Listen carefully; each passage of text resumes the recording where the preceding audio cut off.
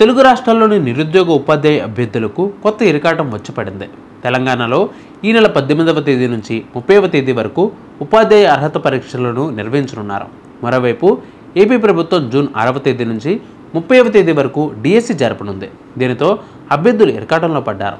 తెలంగాణలో ఉపాధ్యాయ అర్హత పరీక్షలను ఈ నెల 18 నుంచి 30 వరకు జరగనున్నాయి. ప్రతిరోజు ఉదయం 9 గంటల నుంచి 11 గంటల 30 నిమిషాల వరకు, మధ్యాహ్నం 2 గంటల నుంచి సాయంత్రం 4 గంటల 30 నిమిషాల వరకు 2 సెషన్లలో పరీక్షలు ఉంటాయని పాఠశాల విద్యాశాఖ సంచాలకులు ఈవి నరసింహారెడ్డి ఒక ప్రకటనలో తెలిపారు. పరీక్షలను తెలుగు, ఇంగ్లీష్ మాధ్యమంలో నిర్వహించున్నట్లు వెల్లడించారు.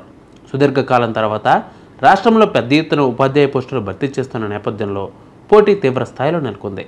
16,347 పోస్టుల భర్తీకి మెగా డిఎస్సి నోటిఫికేషన్ విడుదల చేయగా 3,35,401 మంది 5,77,677 దరఖాస్తులు సమర్పించారు.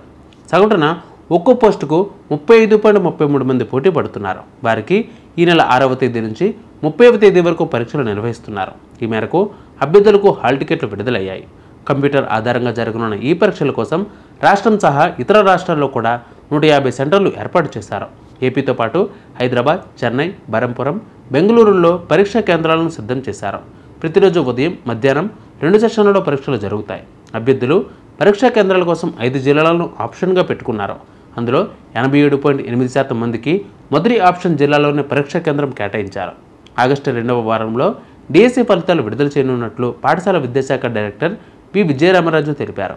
కాగా నాన్ లోకల్ కింద 20% ఉపాధ్యాయ ఉద్యోగులకు పోటీ పడేందుకు తెలంగాణ రాష్ట్రానికి చెందిన సుమారు 7,000 మంది ఆ పరీక్షకు దరఖాస్తు చేశారు.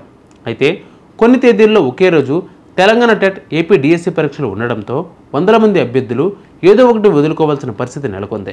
కొందరికి హైదరాబాద్లో పరీక్షా కేంద్రాలు కేటాయించగా మరికొందరు ఏపీ వెళ్ళి రాయాల్సి ఉంది. ముఖ్యంగా 20వ తేదీన ఎక్కువ మందికి ఇటు టెట్ పేపర్ 1, అటు ఏపీ డిఎస్సిలో ఎస్జిటి పోస్టులకు పరీక్ష ఉండడం సమస్యగా మారింది. ఇరు ప్రభుత్వాలు చర్చించుకుని 2 పరీక్షలు ఒకే రోజు లేకుండా చూడాలని అభ్యర్థులు కోరుతున్నారు. ఒకవేళ తేదీలు మారిన పక్షంలో టెట్ ఏటా 2 సార్లు జరుగుతుందని, డిఎస్సి అరుదుగా నిర్వహిస్తారన్న ఆలోచనలో కొందరు అభ్యర్థులు టెట్ను వదులుకోవాలని భావిస్తున్నట్టు తెలియవచ్చింది. సో ఎవరైతే టెట్ అలాగే డిఎస్సి రాయాలనుకుంటున్నారో ఒకసారి క్లియర్గా చూసుకోండి.